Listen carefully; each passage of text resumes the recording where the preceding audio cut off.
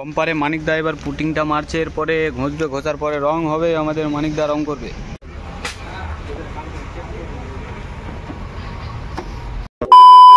Welcome back to new video. তো আজকের video আমাদের স্করপিও নিয়ে, স্করপিও S5 গাড়ির বাম্পার আর কিছু কিছু কাজ রয়েছে সামনের সাইডে। তো তোমরা দেখো কীরকম কাজ করছি।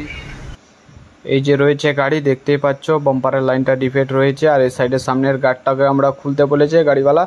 আর এই সাইডে বাঁ দিককার তোমার এই বাম্পারের লাইনটাও ডিফেক্ট রয়েছে, আর হোল্ডারের সঙ্গে দাঁতটা ছেড়ে দিয়েছে, গ্রিপটা ভেঙে গেছে বলেই।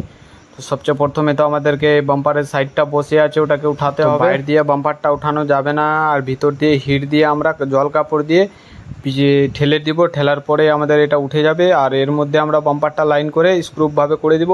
আর সাইডের যেটা কোর থাকে, কোরে একটা স্ক্রুপ করে দিব।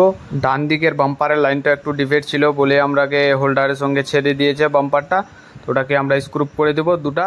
আর সাইডে যেটা পাট্টাটা রয়েছে, বাম্পারে মানিকদা এবার পুটিংটা মারছে, এরপরে ঘষবে, ঘষার পরে রং হবে, আমাদের মানিকদা রং করবে।